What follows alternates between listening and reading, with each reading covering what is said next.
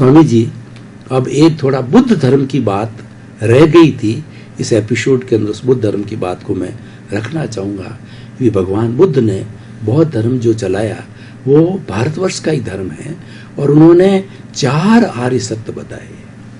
दुख है, दुख का कारण है, उस कारण का निवारण है, उसके कारण का निवारण करते ही मुक्ति हो सकती है। और उन्होंने पहले खूब तपस्या करी, लेकिन तपस्या के अंदर फल प्राप्त नहीं होकर के आपका जो आर्ट ऑफ डिवीजन है और स्पिरिचुअलिटी पे वो आए मेडिटेशन वगैरह में, और फिर उन्होंने निर्वाण को प्राप्त किया।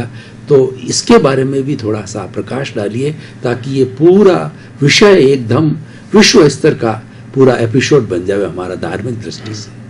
तो जो बुद्ध भगवान का जो धर्म है, बौद्ध धर्म, वो बौद्ध धर्म के अंदर सबसे पहली बात जो आत्मा की बात बताई है, तो उन्होंने बताया कि आत्मा क्षणिक है। क्षणिक का मतलब होता है काम करने के लिए आता है, काम खत्म हो जाता है तो वो चला जाता है। ऐसे क्षणिक आत्मा को बताया। हालांकि मैं समझता हूँ क्षणिक शब्द जो उन्होंने बताया है वो अवस्था के रूप में नहीं बताया है, पूरे जीवन के लिए बताया। ये पूरी ये आत्मा है, ये जीवन के लिए रहेगी, और जैसा जीवन का अंत होगा तो वो दूसरे शरीर में चली जाएगी। तो क्षणिक का मतलब होता है थोड़े समय के लिए आना और जाना। ये बात बताने का उनका मकसद नहीं था, मगर आज शास्त्रों के अंदर और धर्मगुरु बौद्ध धर्म में यही बताते हैं कि हमारे यहाँ क्षणिक आत्मा को बताया है। वो बात सही नहीं है, उन्होंने भी ऐसा नहीं कहा है, मगर उनके कहने का मीनिंग लोगों ने ऐसा निकाला है। और दूसरी बात ये है कि उन्होंने बताया कि दुख है, दुख का अनुभव है, दुख मुक्ति का उपाय भी है, और चौथा क्या बताया, और दुख मुक्ति से निर्वाण प्राप्त किया जा सकता है, और दुख मुक्ति से फिर निर्वाण भी प्राप्त कर सकता है। बात सही है। संसार क्या है? संसार एक बंधन है, कर्मों का बंधन है, और बंधन ही तो दुख है। अगर आपको पिंजरे में लगा दिया जाएगा और आपको खाना पीना कपड़ा लत्ता सब कुछ देंगे, आपको क्या लगेगा? क्या वो सुख लगेगा? नहीं, बंधन है। तो इसीलिए दुख का मतलब होता है बंधन ही दुख है। हम जब पैदा होते हैं, पैदा होते ही जो कुछ भी जीवन चलता है हमारा, उसके बाद बड़े होते हैं, पढ़े लिखे होते हैं, शादी करते हैं, पैसा कमाते हैं, बूढ़े होते हैं, अंत हो जाता है। मगर ये सब क्या है? जीवन की हर अवस्था वो बंधन ही है, और बंधन ही तो दुख है।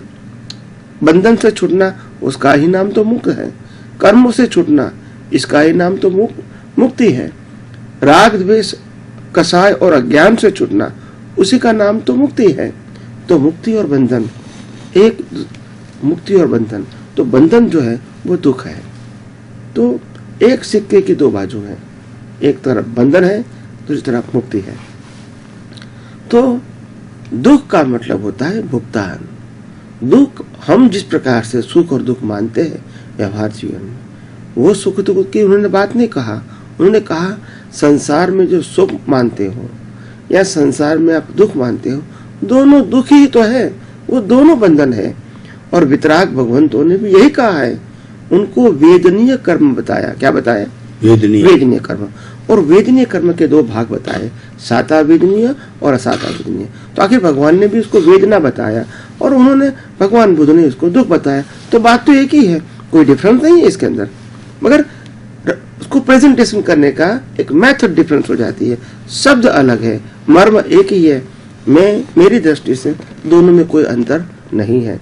तो जो भगवान बुद्ध ने बताया कि दुख है, बात सही है। संसार या जीवन एक दुख ही है और दुख की अनुभूति भी है। हम बंधन में है ऐसा अनुभव भी कर सकते हैं और करते हैं। और उसका उपाय भी है। अगर दुख से मुक्ति पाना है तो उपाय है। तो उपाय का मतलब होता है हम अपनी अज्ञानता को मिटा देंगे तो दुख और अपने आप खत्म हो जाएगा। अगर आखिर अज्ञानता ही तो दुख है, ज्ञान ही सुख है, अज्ञान ही दुख है। तो अज्ञान से दुख है, इसीलिए जीवन में दुख होना तो स्वाभाविक है। मगर अज्ञान निकल जाएगा तो दुख नहीं रहेगा। और दुखों से कायम के लिए मुक्ति यानी सनातन सुख की अनुभूति करना वो भी संभव है। अगर मैं खुद को जानूं, खुद को पहचानूं, तो मैं खुद के अनुभव के अनुभूति कर सकता हूं। तो ये जैन धर्म में या बौद्ध धर्म में मेरे को कोई अंतर नहीं दिखता है, या हिंदू धर्म के अंदर मेरे को कोई अंतर दिखता नहीं है। रजुआत करने की जो रीत है वो सिर्फ अलग है, ऐसा मैं मानता हूँ।